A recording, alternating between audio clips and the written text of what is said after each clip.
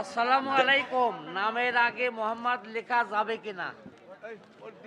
জিজ্ঞাসা, নামের আগে মোহাম্মদ লেখা যাবে কিনা? মোহাম্মদ লেখা যাবে না, শুধু নামটা লিখবেন। ভোটার আইডি কার্ডে লেখা আছে তো লিখবেন, পারবে। মাহফিলের জন্য রাস্তাঘাট আদায় করা যাবে কি? মাহফিলের জন্য এভাবে রাস্তাঘাটে আদায় করা হবে না। কিন্তু কওমি মাদ্রাসার জন্য যদি করা হয় তাহলে কি হবে? কওমি মাদ্রাসার জন্য এমনিতেই রাস্তাঘাটে না নেমে বাড়ি বাড়ি যাবে। হ্যাঁ, কমিটির লোকেরা যে বলবে এই পরিমাণ চাউল দেয়, এই অন্য পরিমাণ গ্রামে টাকা গিয়ে দেয়। আদায় করা যাবে রাস্তাঘাটে কি? ওই কাজ করা হবে না। তাহলে অন্য গ্রামে গিয়ে আদায় করা যাবে।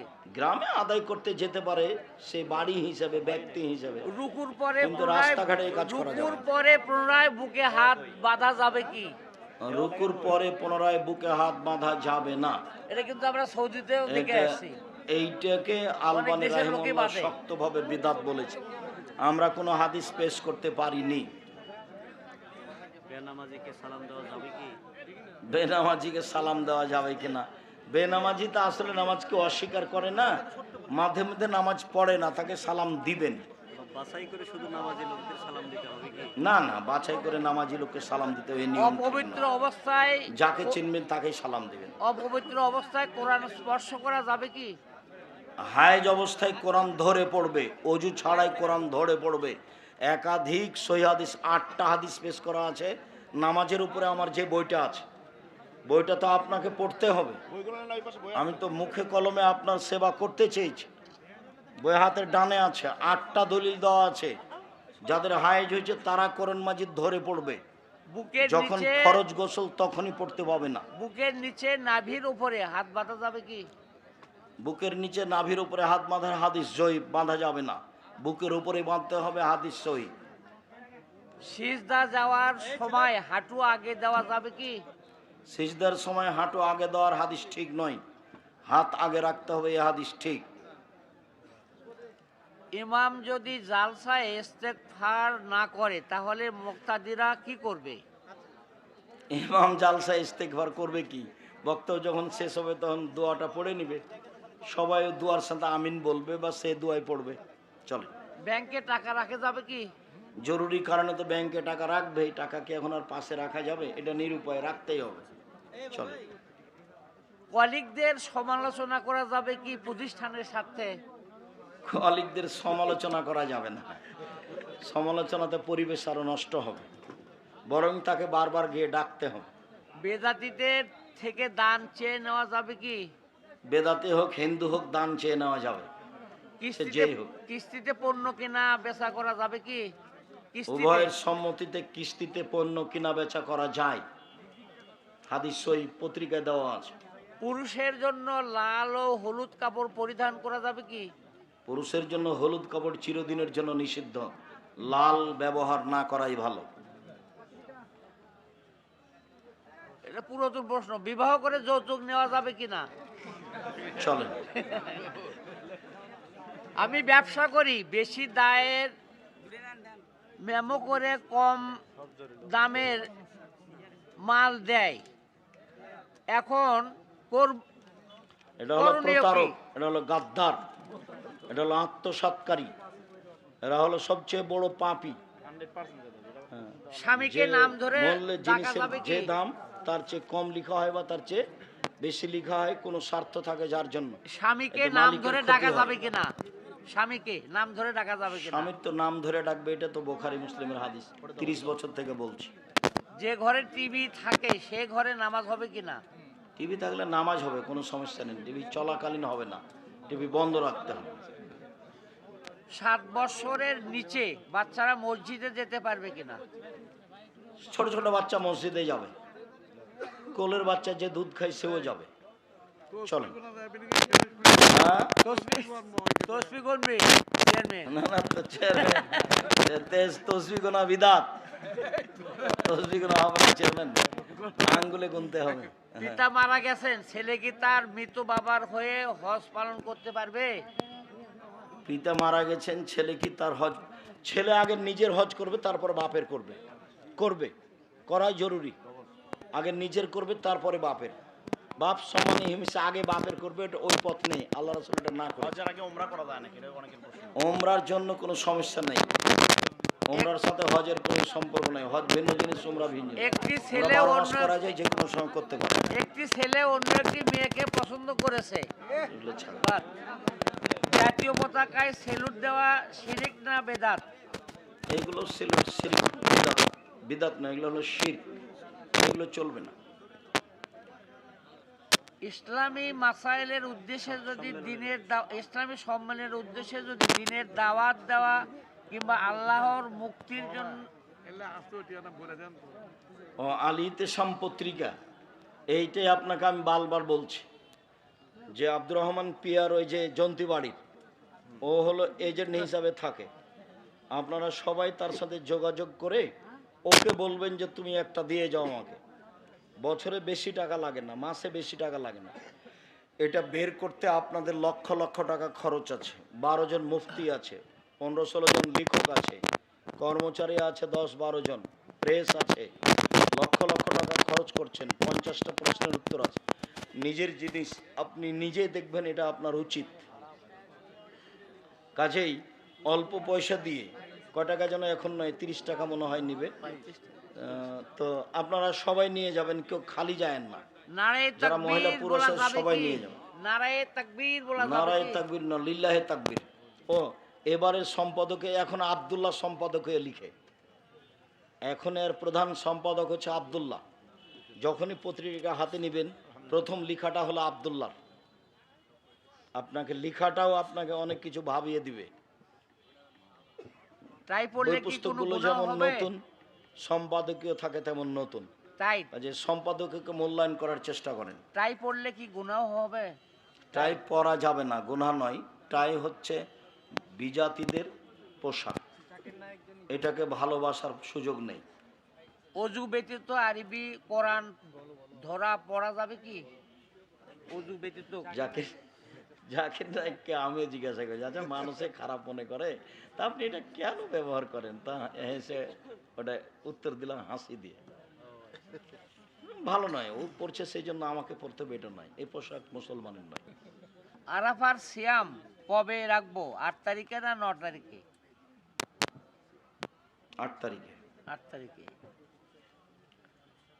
9 তারিখ গণনার হিসাবে বলা হয়েছে, পত্রিকাতে 9 তারিখের কথা আছে। শাহেক চন্দ্র হিসাবে 9 তারিখ পড়ে, 9 তারিখ রাখলে সমস্যা নেই। চলো, শাহেক আপনার মাদ্রাসায় টিকতে হলে কি কি পড়তে হবে?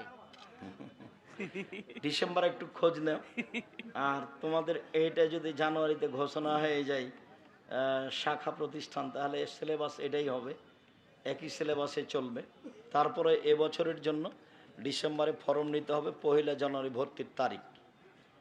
সাধারণত যে ক্লাসে ভর্তি হতে চাই তারা আগের ক্লাসের বইগুলি জিজ্ঞাসা করা হয়। কোনো এক সময় গিয়ে প্রতিষ্ঠানের খোঁজটা নেওয়া যায় বা সিলেবাসটা নিয়ে আসা যায়, তাহলে বাচ্চা পাঠাতে পারবেন। বাংলা, ইংরেজি, আরবি উন্নত মানের শিক্ষা দেওয়ার ব্যবস্থা আছে। শাহেক শিক্ষকেরা খুব দামি, অনেক বেতনের শিক্ষক। বাংলা, ইংরেজি, আরবি, ওদের বেতন অনেক বেশি। 32 লক্ষ টাকা বেতন আছে। কোন দিক থেকে এত বেতন বেশি না হলে এত টাকা হবে কি করে? চলে।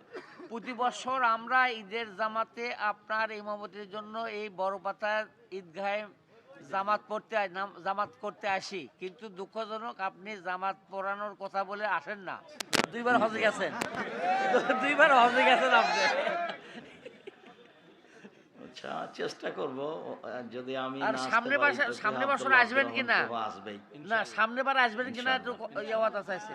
না, এটা বলা যাবে না এখন এই মুহূর্তে। ইমাম সাহেব বিড়ি এবং সিগারেট খান, 24 বছর যাবত তিনি ইমামতি করেন, তাকে মসজিদে ইমামতিতে রাখা যাবে কিনা? এমাম বিড়ি সিগারেট খায় বা জর্দা খায়, এমামের পিছনে সলাৎ হবে, কোনো সমস্যা নেই। তবে এ এমামের যোগ্য নয়। এমামকে বাদ দিয়ে একজন ভালো পরহেজগার এমাম নির্ধারণ করতে হবে। এ নিজে এমামের যোগ্য নয়, এমামতি করার যোগ্যতা রাখে না। তবে ওর পিছনে নামাজ পড়লে নামাজ হয়ে যাবে, ওর হবে না। মাদ্রাসা বা এতিমখানার খাবার মাদ্রাসার শিক্ষক এবং সদস্য ফ্রিতে খেতে পারবে কি? জি না, এসব খাদ্য শিক্ষক বা কোনো সদস্য খেতে পারবে না, খেলে টাকা দিয়ে দিতে হবে। আর শিক্ষকেরা এই পর্যায়ে খেতে পারে যে শিক্ষকেরা ছাত্রদের পাহারা দিচ্ছে, দেখাশোনা করছে, ওদের খিদমত করছে, ওই সুবাদে খেতে পারে। যারা এখানে থাকে না, বাচ্চাদের দেখাশোনা করে না, তারা এটা খেতে পাবে না।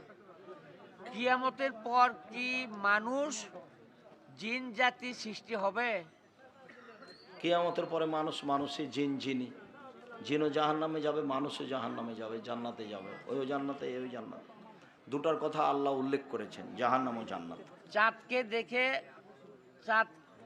চাঁদকে কেন্দ্র করে কি সালাম দেওয়া যাবে? চাঁদকে কেন্দ্র করে সালাম দেওয়া যাবে না। চাঁদ দেখার যে দোয়া আছে সালাম সহ, সেটা বলতে হবে। জান্নাতুল বাকি আর জান্নাতুল মাওয়া বলা যাবে কি? মাওয়াল্লাহ জান্নাতুল বাকি আর আরে জান্নাতুল মাওয়া তো বা জান্নাতুল বাকিউল নাম নয় তো, এদের ভুল হয়েছে, বেদাতি হাজির এগুলো করেছে। ওটা বাকিউল গারকাত।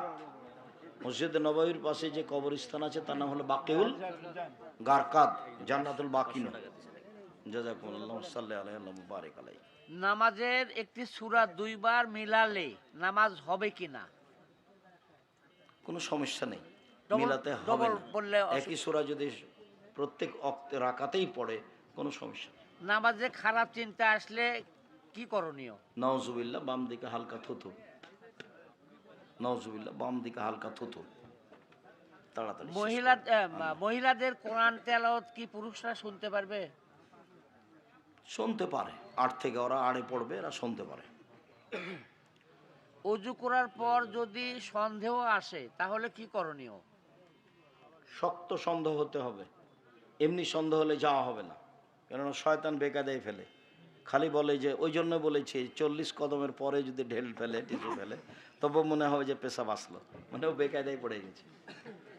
যার জন্য একবারে স্পষ্ট না হলে সন্দেহ যাওয়া যাবে না। আল্লাহ রাসূল সন্দেহকে না করে দিয়েছেন।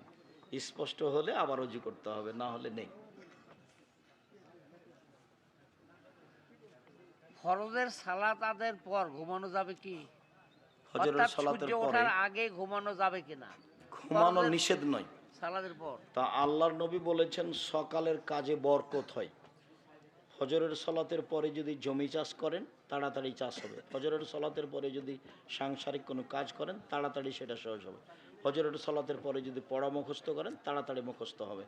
আল্লাহ নবী বলেছেন, বুখারী মুসলিমের হাদিস, সকালের কাজে বরকত হয়। তো যেই কাজে বরকত হয় সেই কাজে ঘুমিয়ে থাকবে কেন? সকালে ফজরের সালাতের পরে ঘুমিয়ে গেলে বরকতের কাজটা ছুটে গেল, আর ওই অলসতা চেপে যাবে তার শরীরে।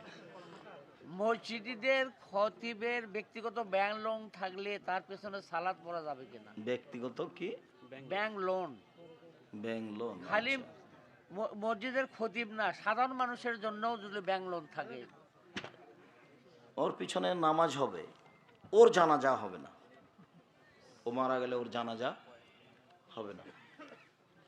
লোন আছে যার, জানাজা নেই তার, ওটা এমাম হোক আর যে হোক না কেন, এমামের লোন নেওয়ার কারণে তার এমামতি বাতিল হবে না। আপনারা ওকে ছেড়ে দিয়ে অন্য মানুষ ভালো দেখেন, সেটা ভিন্ন কথা।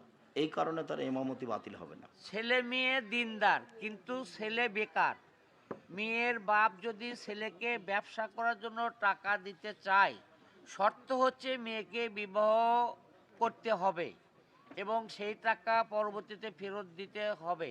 তাহলে কি টাকা নেওয়া কি যৌতুক হবে? হবে কি না? না, টাকা নেওয়া যৌতুক হবে না, এ শর্ত বিবাহ দিতে পারে। মিডিয়ার ভাইয়েরা অনেক আলোচনা ভিডিও আগে পিছে কেটে প্রচার করে, ফলে অনেক মানুষ সেই আলোচনা শুনে আপনাকে ভুল বোঝে। মিডিয়ার ভাইদের উদ্দেশ্যে কিছু নসিহত করুন। মিডিয়ারা যদি এরকম কিছু করে তাহলে তারা খেয়ানত করেছে বা করে। এটা হলো খেয়ানতে, এর নাম হলো গাদ্দারি, এর নাম হলো আত্মসাৎ। এটা করা হবে না। ওখানে কোনো বেশি কম বেশ করলে যদি মানুষ ভুল বুঝে তাহলে তো সব অন্যায় তার উপরে চাপবে গিয়ে। আর এমন মানুষকে আত্মসাৎকারী, খেয়ানতকারী বা গাদ্দার বলা হয়। শাহেক, আপনার বক্তব্য শুনে আমি 20 বছর বয়সে দাঁড়িয়ে রেখেছি। দাঁড়িয়ে রাখার কারণে অনেকে ঠাট্টা মস্করা করে, তাদের উদ্দেশ্যে কিছু নসিহত করুন। বলবে এটাই স্বাভাবিক, তুমি ধৈর্যের পরিচয় দিবা। আল্লাহ বলছেন আমাদের নবীকে, ওরা যা বলছে সেই কথার উপরে আপনি ধৈর্য ধারণ করুন। আল্লাহর কি ঠেকা বেঁধেছে, একটু টিপে দিলেই তো হয়। তো না টিপে দিয়ে বলছেন যে আপনি কি করেন, ধৈর্য ধারণ করেন। এই দুনিয়া এরকমই, ধৈর্যের পরিচয় দিতে হবে, আর নয়। আর একটা শায়েক, উপদেশ বই থেকে আমি প্রতিদিন ফজরের নামাজের পর উপদেশ বই থেকে আলোচনা করি। একদিন মসজিদের সভাপতি আপনার বই দেখে আমাকে নিষেধ করে দেয় যেন আপনার বই থেকে আলোচনা না করি। তুমি চেষ্টা করো যেন করতে পারো। যে না করেছে সে তার আকীদা নষ্ট হয়ে আছে। আমাদের বইয়ে তো আর কোরআন হাদিসের বাইরে কোনো কথা নেই, বরং ফাজাইল আমল যদি বই থাকে তাহলে শতকরা ৭৭% মিথ্যা আছে, ধর্মের নামে মিথ্যা কথা আছে। যাক, আল্লাহ তুমি মাফ করো, আমাদের যারা মারা গেছে তুমি তাদের কবরের শাস্তি মাফ করো। আমরা যারা অসুস্থ তুমি তাদের